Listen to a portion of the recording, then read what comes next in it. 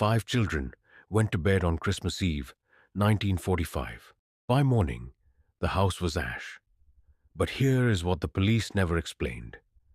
There were no bones, no teeth, no trace of 5 human beings. In a fire that lasted just 45 minutes, a crematorium specialist confirmed that human bones survive 2 full hours at 2000 degrees. So where did the children go? The war is over. Soldiers are home. The country is exhaling for the first time in 4 years. And in a 2-story house on Route 16, 9 children are waiting for morning. George Sodder built everything from nothing. Born Giorgio Soddu in Sardinia, he arrived in America in 1908 with empty pockets and an ironclad will. By 1945, he owns a thriving trucking business, a beautiful home, and a family of 10 children. In Fayetteville, the Sodders are not just known. They are respected, prominent, established. That night, Jennie Sodder puts the younger children to bed around 10 p.m. George follows shortly after. 4 older children, Marion John, George Jr., and 2-year-old Sylvia, are either still awake or sleeping on the ground floor. At approximately 1 a.m. on Christmas morning, Jennie wakes to a sound. Not crackling wood, not an alarm, a sharp bang on the roof. Then a rolling sound across the shingles, like something heavy tumbling. She thinks nothing of it. Not yet. Minutes later, smoke. Then the unmistakable orange glow consuming the walls. George evacuates himself, Jennie, and 4 children into the freezing December air. He turns back immediately. The staircase is a wall of flame. Upstairs, Maurice, 14, Martha, 12, Louis, 9, Jennie, 8, Betty, 5. George runs to the side of the house. His heavy extension ladder, the one he stores permanently against the exterior wall, is gone. Vanished. He runs to his 2 coal trucks, the only vehicles tall enough to reach the second-floor windows. He turns the ignition. Neither engine fires. Both trucks ran perfectly the day before. George Sodder stands in the snow on Christmas morning, watching his house burn, screaming the names of his children into a fire that gives nothing back. He runs to the phone. The line is dead. A neighbor calls the Fayetteville Fire Department, located exactly 2.5 miles away. The fire department does not arrive until 8 a.m., 7 hours later. The official explanation: a volunteer phone tree dispatch system, no operational fire siren.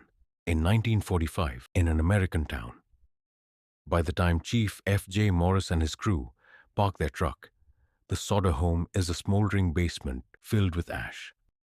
Investigators sift through the debris. They search for bone fragments, teeth, any biological trace of 5 children. They find nothing. Not a single fragment, not one tooth, nothing.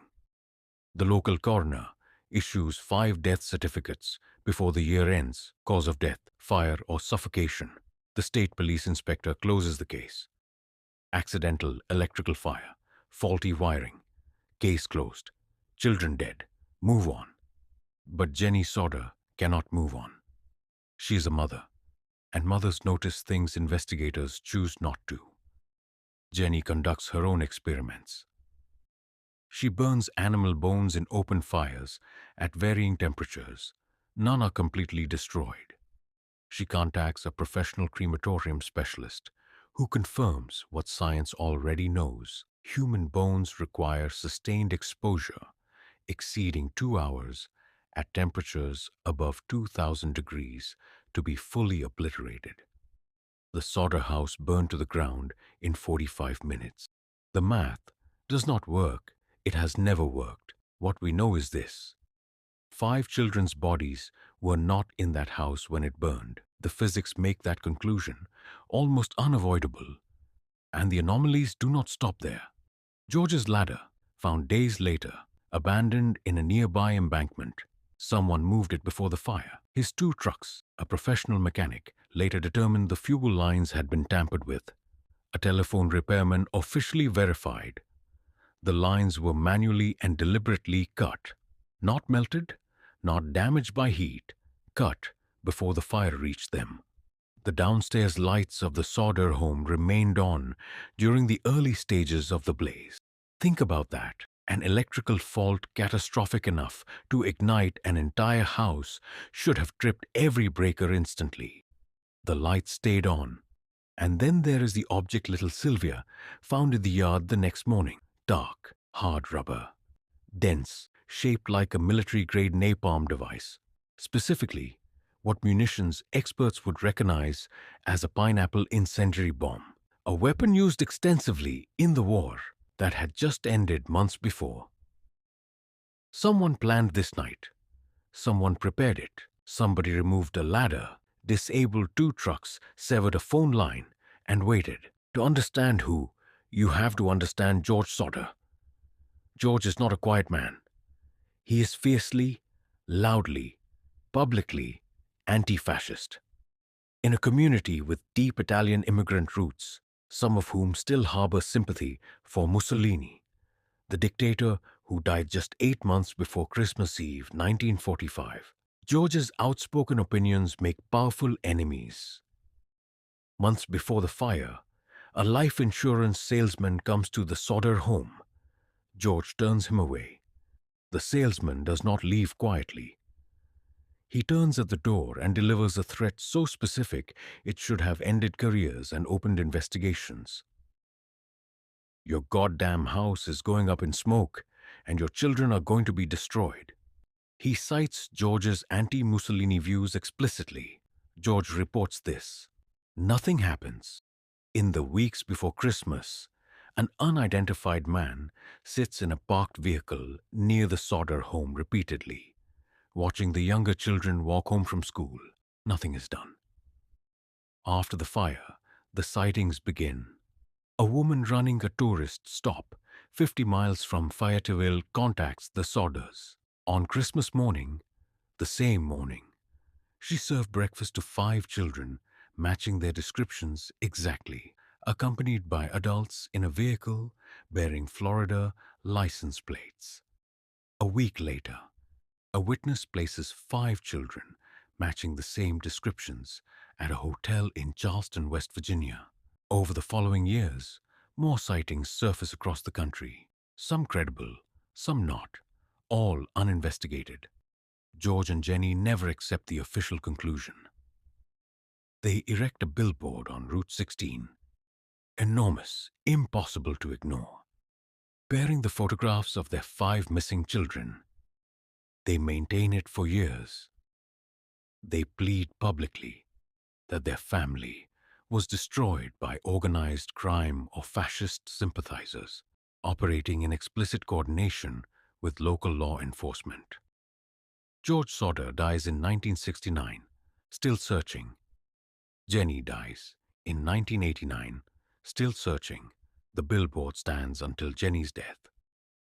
In 1968, 23 years after the fire, Jennie receives a letter in the mail. No return address. Inside is a photograph. A young man. Dark hair, dark eyes. A face that stops Jennie cold. Because she recognizes it. She believes with absolute maternal certainty that she is looking at her son, Louis, now an adult. On the back of the photograph, 4 words. Louis Sodder. I love brother. The letter is postmarked from Kentucky. The handwriting is never identified. The sender is never found. No investigation is opened.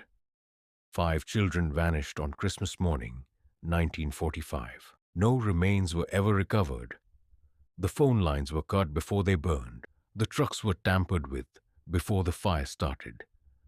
The ladder was moved before George needed it. And a man who publicly threatened to burn the Sodder home was never charged, never questioned, never held accountable. The state of West Virginia closed this case in 1945 and has never reopened it. What we know is that someone prepared that night with extraordinary precision. What we do not know, and may never know, is where Maurice, Martha, Lewis, Jennie, and Betty Sodder spent the rest of their lives. Or whether they are still, somehow, out there. A mother received a photograph in 1968, a face she recognized as her missing son, and the people responsible for finding the truth looked at that photograph, shrugged, and did nothing. And perhaps that is the most terrifying part of